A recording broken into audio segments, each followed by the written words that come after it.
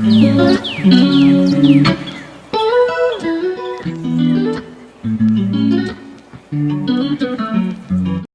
this is not going to be a video that's going to talk about how to fix your bad credit so that you can purchase a home. The first thing that I recommend for anyone to do who has bad credit is to, number one, look at your credit reports and see what exactly it is that's making your credit bad, and start to work on that. Whether you're paying down credit balances, whether you're sending letters to your actual creditors asking them to forgive you for your missed or late payments, whatever it takes, or whether you're disputing, doing DIY disputes, or hiring someone to dispute, whatever it takes, that's what you're going to need to do. You're going to need to actually start on working toward turning your bad credit around. Second thing that I recommend is to actually start looking for a lender. Now, I don't recommend for you with bad credit to go to like your local bank or Wells Fargo or Chase Bank. I do not recommend you go to any bank with bad credit asking to purchase a home, or applying for a home loan. I never recommend that you do that, and I'll tell you why. It's because banks are banks. They write car loans, they write home loans, they write business loans, they write all kinds of loans. So they don't necessarily specialize in actually home loans. So that's why I don't recommend banks, because they don't actually specialize in home loans only. That's not their niche. So they would not have like the special fundings and the special little things and offers that a loan broker would have to offer you. I would recommend that you go to a mortgage lender or a mortgage broker. And I'll tell you the difference. A mortgage lender specializes in loans. That's what they do all day, every day. They will have the time to spend with you. They will tell you what you need to do up and down in order to get you approved for that loan. In fact, that's their job. Their job is to do whatever it takes to get you approved for a home loan. And that's how they make their money. That's what they do all day. So if there's any special programming going on, you can best and believe that that mortgage lender knows about it, and they're going to do everything that they can possibly do to get you approved for your home loan.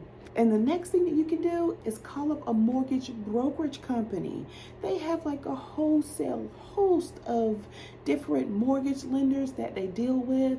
Their Rolodex is so long, and what they'll do is they'll shop your application around to find you someone who will pick up and approve your loan at the best rate. And so basically you pay your mortgage broker a little money, on the end. They get their little cut, and it's a done deal, and you didn't have to do anything except for call the brokerage, do the application, call the brokerage, and they do all the shopping around for you. So that's also a great avenue to take. I definitely would not recommend going to a bank with bad credit, because 9 times out of 10 it's going to be a fat denial, and they're going to tell you everything that's wrong with your credit and what you need to fix before you come back to them. Okay, so don't go to a bank.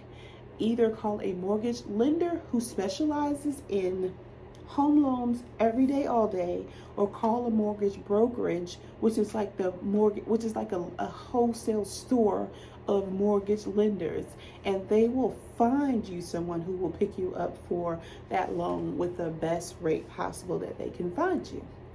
A little nugget that I wanted to share with you at the end of this video is called Subject To. Now, I know that many of you may have already heard of Subject To, but let me break it down for you in terms of not real estate investing, because most people use Subject To for real estate investing, but you can also use Subject To purchase a home for you to actually live in, okay? And here's how. What you would need to do is to find someone whose home is maybe in forbearance, and we all know that forbearance means that your mortgage payments have been paused for a short time only, but once the due date has come for your mortgage payments to be unpaused, you're going to have to pay all of that at the same time. So that could put someone under pressure, and they may just say, hey, I just want to get out of this home loan. This is too much for me. I can't handle this right now. So you want to find someone who is in forbearance, maybe someone who's going through a bankruptcy or thinking about filing bankruptcy, someone who's in pre-foreclosure, or someone who's already in foreclosure, or a couple who's going through divorce. These are all the different scenarios where subject twos are actually really great. And it's not necessarily you preying on someone who's going through hard times, because you're actually helping them out. These are people who are looking, most of the time, looking to get out of the situation or looking for some help without it damaging their credit. And so it's kind of like two hands washing each other. They're helping you because you want to purchase a home, and you're helping them because they don't want their credit ruined. Okay?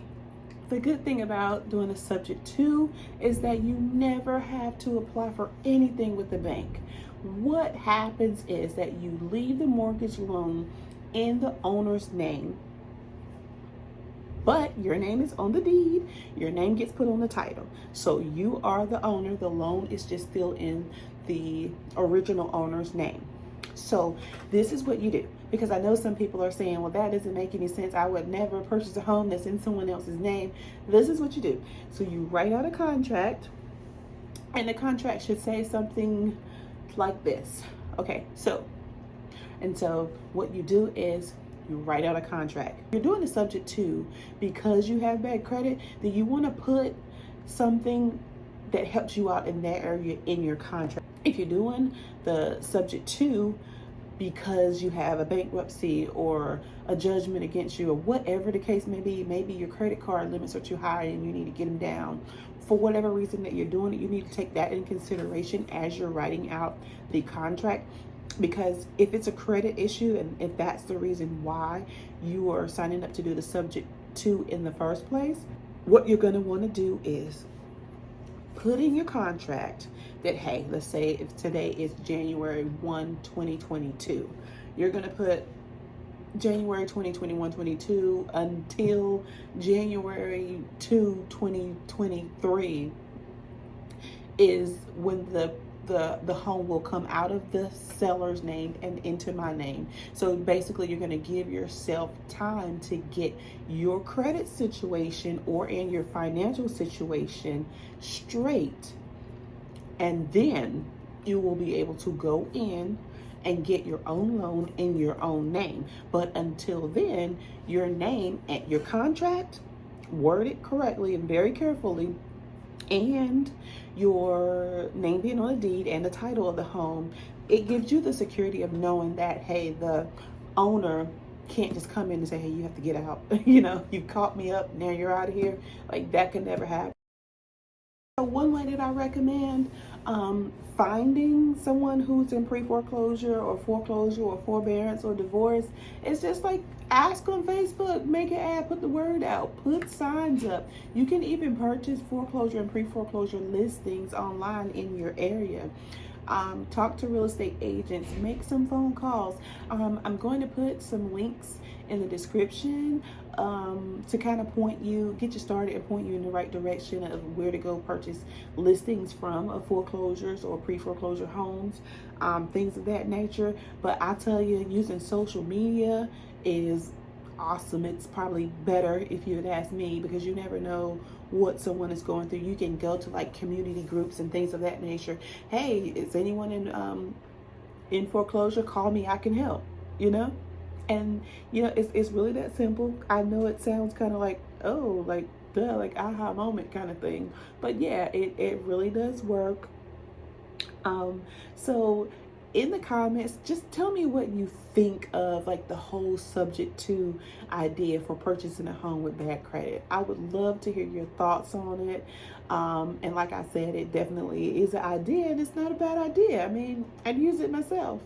And if you want to invest in real estate, it'd be perfect. No credit check.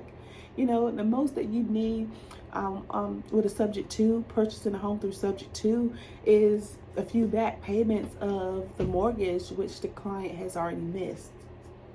That's what, $5,000-$6,000 at the most, maybe, you know, depends on how much their mortgage are. All right, so let me know So please, please, please let me know. So please just let me know what you think about purchasing a home via subject to. I am so interested in hearing what you all will have to say about it, what you think about it. So drop those comments in the comment section. I would love to hear from you. If this content was helpful to you, please like, subscribe, and comment. It helps get the word out.